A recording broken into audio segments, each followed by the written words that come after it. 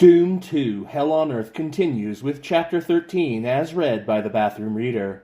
I'm covering for the Plurality Report, who is wondering if Billie Eilish is going to get kicked off of her stolen land. Oh, whoops! Chapter 13. Did you sleep well? Arlene asked, winking. Not bad, I said. I think it's the first night I didn't dream about monsters. The sun was up, the sky was clear, and for a moment it was possible to believe that none of this had ever happened. A dog ran by, a healthy mutt that someone was feeding. Not a sign of impending starvation, but perhaps an over-generous use of resources. Guess what? She said with an impish smile. I didn't dream about monsters either, but I did dream. Teasing was simply not Arlene's style. She really surprised me. Maybe that's why they segregate the boys and the girls, I said, to make everyone think about it. We can't keep any secrets from you, said Albert, joining us outside the main cafeteria. Except the ones that count, I replied, not altogether innocently. I was still thinking about secrets and closed doors and an unknown upcoming mission. Where's Jill? Asked Arlene. Already inside having breakfast, he said. We should join her. Afterward, we'll receive our briefing. It had been a long time since I'd eaten pancakes with real maple syrup yet. I didn't think I'd be able to get coffee in Salt Lake City, but there was plenty of it for those with the morning caffeine monkey on their back. This was a pretty trivial monster in the grand scheme of things. And then we got down to business. We returned to the ops room from the day before. The president was waiting for us, dressed in a conservative black suit. He could have passed as an undertaker, not the most inspiring image to send us off to California. The entire state of California is in enemy hands, he said, then led us over to a map of the relevant states. Red lines marked all the existing train tracks.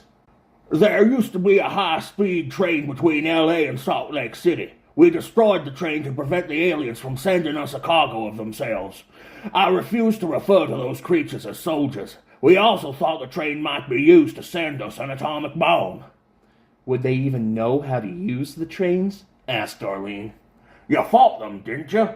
They can use anything we can. Machinery is machinery. It offends me how they used our own God-given atomic weapons against us. We are fortunate the radiation and poisons haven't contaminated this area. God has intervened. Atomic, not nuclear. An interesting word choice. We'll be going into radiation? Asked Jill. She had not thought of this until now. You'll be entering undestroyed areas, and our scientists tell us the invaders have neutralized much of the fallout in the areas they control. Arlene interrupted, as usual. When we fought them on Phobos and Deimos, they were comfortable with higher radiation levels than a human being, but that doesn't mean they could survive H-bomb fallout.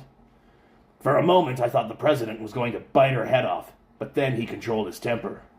We have anti-radiation pills for you to take and wristbands that will glow red if you get a near-lethal dose. In addition, you'll have some protective gear if you require it, and any weapons you can bear, of course. How do we get to L.A.? Take the train, answered Albert.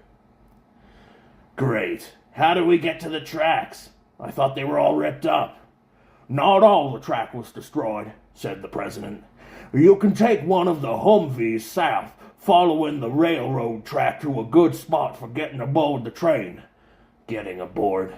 How easily he breezed over that slight difficulty. And another small difficulty. The aliens are going to let us drive right out in a Humvee? Albert snorted.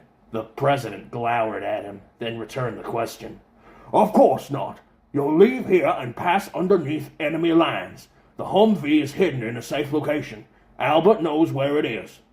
I do? Where you hid after blowing the tracks 3 weeks ago. Oh. Albert nodded, remembering the spot. Well, that made one of us. Underneath the aliens, I asked. You have a tunnel?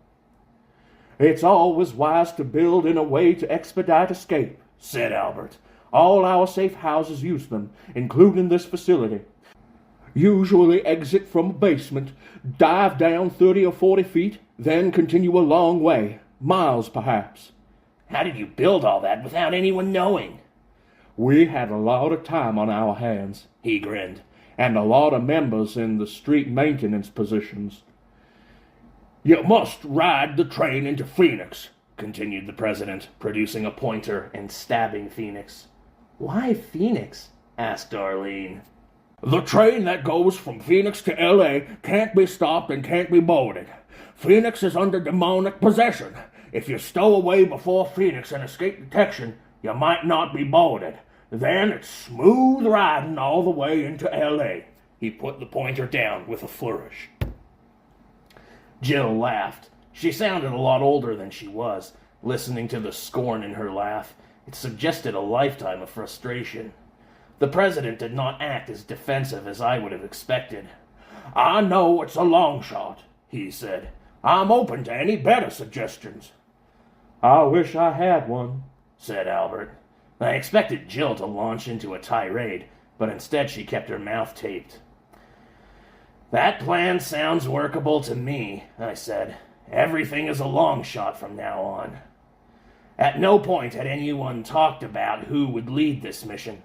I suspected the president would want his own man in charge, and I prepared myself for an argument. Then Albert surprised me. Corporal Taggart is in charge, of course. He surprised the president, too, who started to object, then bit off whatever he'd been about to say. Leadership was clearly already determined. The president allowed us to pick our own weapons, a double-barreled scattergun for me and a .41 caliber hunting rifle with a scope for long-range work. Arlene was back to her perennial AB-10 machine pistol and a scoped .30-30. Albert surprised me by picking some foreign-made Uzi clone I'd never seen before. I didn't think a Marine would go in for that kind of flash. But I guess it wasn't really different from Arlene's AB-10, though a bit bigger, and even that might give it more stability in a firefight. Albert said he would just use Arlene's .30-30 for any sniping, and Jill already had her AR-19, of course. We also took pistols, ammo, grenades, day-to-night goggles. We had to be careful to conserve that battery power, using them only when absolutely necessary. No recharges. And one of the more exotic energy weapons I never liked. Not a BFG, which they'd never heard of, but a gas plasma pulse rifle. We packed food and blankets and other useful items, including a complement of mountaineering or wall-scaling equipment. Knotted rope, grappling hook, crampons, and pitons, the usual. The Humvee waited. God and Albert knew where. Would we find it? Would it run if we did? I tried not to think about such questions as, with great solemnity, the president of the 12 led us through the inner compound to a small cinder block building, and then to the escape tunnel.